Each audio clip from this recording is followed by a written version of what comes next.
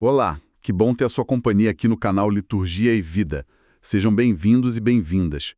Olá a todos! Uma alegria estarmos juntos para essa reflexão. Hoje a nossa conversa é sobre as leituras bíblicas do 25º domingo do Tempo Comum, ano C.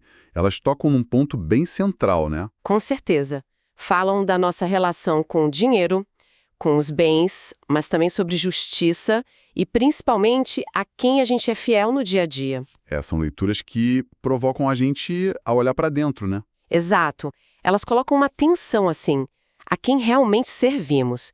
É a Deus com sua lógica de justiça e partilha, ou é um mundo com a lógica do acúmulo, do lucro a qualquer custo? Um chamado forte para alinhar a fé e a vida, então. É isso aí. Coerência é a palavra. E começa já com um alerta bem direto do profeta Amós, não é verdade? Ele diz: escutai isto, vós que maltratais os humildes e causais a prostração dos pobres da terra. Forte isso. Muito forte.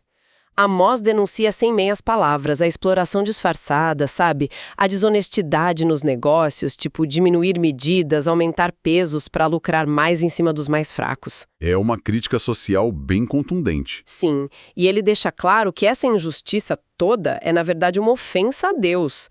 Deus ouve o clamor de quem sofre, né? A frase "jamais esquecerei o que eles fizeram" é impactante. Mostra que fé e justiça social andam juntas. E como isso ainda é atual, né? Pensando nas práticas de hoje, no consumismo, na indiferença. Totalmente atual, infelizmente. Mas aí, para contrapor, vem o Salmo 112, ou 113. Ele mostra um outro caminho, né? Sim, o Salmo apresenta a felicidade da pessoa justa. Aquela que, como diz o texto, teme ao Senhor. E essa felicidade não está no acúmulo. Pelo contrário. Está na generosidade, em repartir com os pobres. Fala que Deus levanta da poeira o indigente.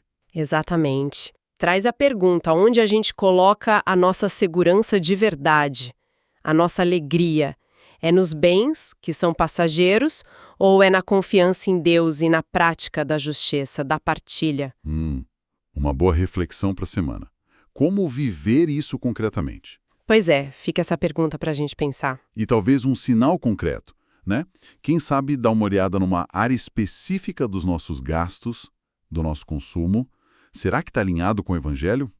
Ou talvez planejar um gesto de generosidade, algo pensado. Boas sugestões. Agora, avançando para o Evangelho de Lucas, temos aquela parábola famosa, a do administrador, que às vezes é meio complexa de entender, né? Sim, ela pode gerar dúvidas, mas o foco de Jesus ali não é elogiar a desonestidade do administrador, claro. Certo. A lição que Jesus tira é outra. Ele diz: quem é fiel nas pequenas coisas, também é fiel nas grandes.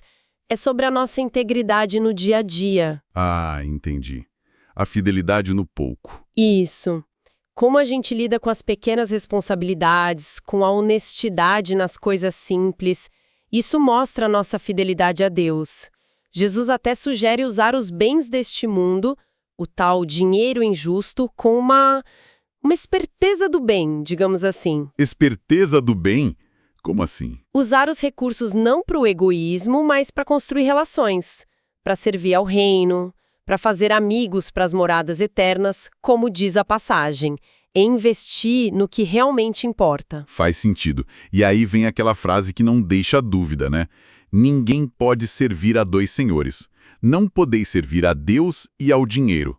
É uma escolha. Uma escolha radical mesmo, radical. Não dá para conciliar totalmente essas duas lógicas. E isso vale para tudo, como administramos nosso tempo, nossos talentos, nossos bens. Nossas pequenas escolhas revelam muito, então. Revelam a quem a gente dá prioridade, né? É muito fácil cair na tentação de buscar segurança só no material.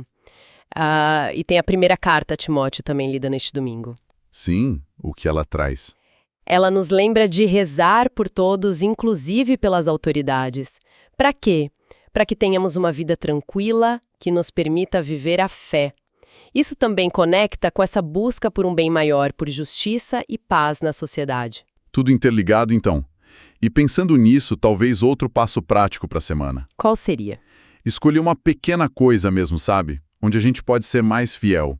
Na honestidade com o troco, na pontualidade num compromisso, no uso mais consciente do tempo, Pequenos gestos que constroem um caráter fiel. ou quem sabe fazer um investimento com valor eterno.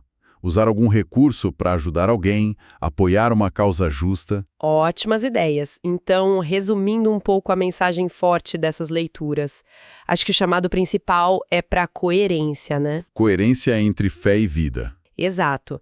Viver a justiça que agrada a Deus, praticar a generosidade que brota da fé e, acima de tudo, escolher servir a Deus de verdade, com o coração inteiro, e mostrar isso na fidelidade de cada dia. Fica claro que a verdadeira riqueza para o Evangelho não é acumular para si, mas sim partilhar, lutar por justiça e confiar em Deus, né? É um convite constante à conversão. Uma conversão que traz liberdade interior em relação ao ter. Com certeza, uma liberdade muito necessária. E para a gente continuar pensando nisso, queria deixar uma provocação final. Opa, vamos lá. Além de sermos justos e fiéis, como é que a gente pode usar a nossa criatividade, a nossa inteligência?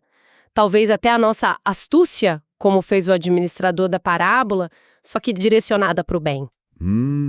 Interessante. Usar a astúcia para o bem. Isso.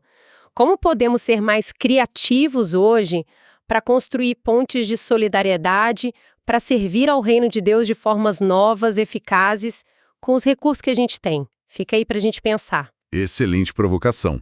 Que essa palavra nos inspire mesmo durante a semana. E convidamos quem nos acompanhou até aqui a interagir com a gente. Sim, participem. Deixe um like, um comentário contando o que acharam, como essa palavra tocou vocês ou como pretendem vivê-la.